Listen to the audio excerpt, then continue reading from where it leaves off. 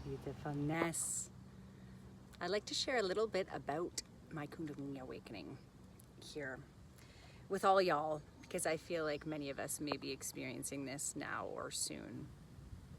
And it happened for me, and I feel like it was a build up to it, but it happened for me around a year ago from this point. And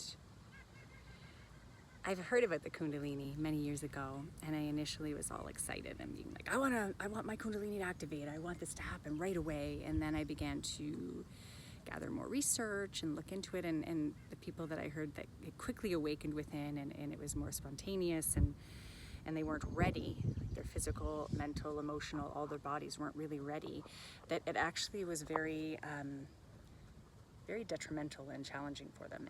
And once I read that, I went like, okay, I don't actually want that, but I'm open to when it is time. And I continued to just cultivate practices where I was beginning to open my body, especially my physical, but also emotional, energetic bodies through different practices, yoga, breath work, meditation. And some of those I weren't doing just for the purpose to rise my Kundalini, but it was in alignment with where I was in my life at the time. And it just continued to evolve and to flow.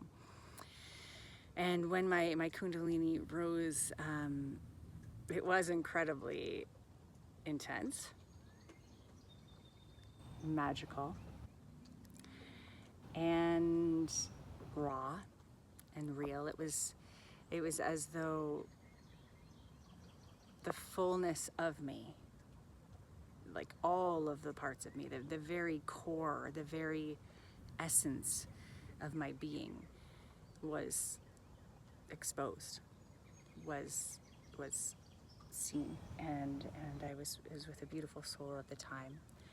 And I'm gonna be real, I was on some psychedelics. I wouldn't recommend necessarily, intending to activate it on those substances and altered states of consciousness.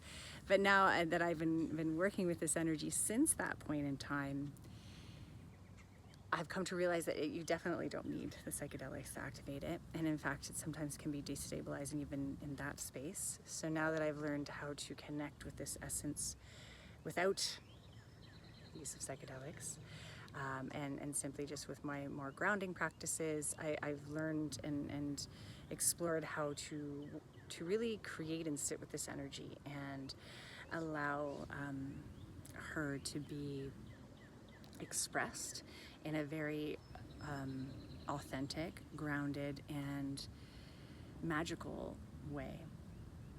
She does especially like to come forward in meditations. I've often, even in some ecstatic dances or moments when I am dancing, that she has also come forth. And I share this with you because I'm sensing that many are going to be experiencing this beautiful activation, if not already, and some things to really consider if this does happen for you, and you will know. You will know. You will definitely know. Is to really tend to yourself afterwards. You need a lot of care, a lot of self-care, and if you are with somebody else when this happens, really asking for care and for love and attention, and because you often will go through like a state of crumbling after that in many different forms, where there are things that are not in alignment and alignment with this energy that you are now evoking and you are accessing.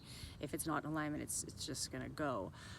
Also, you can feel very tender. I felt very tender and vulnerable and raw and exposed and open, and while that sounds really lovely, it can also be very confronting.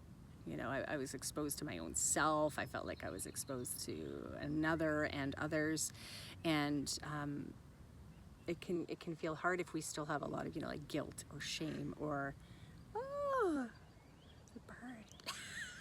Goose, look at that. And so taking care of yourself is really important. So lots of resting, just tending to yourself, tending to your body, tending to your mind, tending to your energy and your pure essence in any form that feels really nurturing and nourishing to yourself. And I'm going to be talking a little bit about my journey and how I've come to further connect with this energy from again, a more grounded space. Like I said, I was in an altered state of consciousness when I did initially connect with this energy, and since then I've been really I've dedicated and devoted some of my practices to really intentionally activating this energy in a more like grounded, earthly sense, because it is very otherworldly and very, spiritual and esoteric of sorts. But it can also, I think, for many of us, really be a powerful presence in our time here. And I'm looking forward to sharing a little bit more about this and how I've cultivated a lot of practices that are for me that maybe will help other people. And I know this is a part of my medicine, is to share with everybody about what I've experienced through storytelling, through the practice of movement and sound and stillness and nature. I mean, nature's been a huge one for me. It's profound, the medicine and the healing that we can access that is like literally right out our front doors, on the grass, in the trees, in the waters, the breeze, the rain, the sun, the moonlight. And let me know if you have accessed this energy yet. I'd love to hear. Or if you would like more information, if you'd like to hear a little bit more from my point of view. I feel like, storytelling is such a profound, beautiful way for us to share wisdom and to connect with each other and ourselves and our ancestors and the lands. So, let's share our stories more. I love you. Bushka.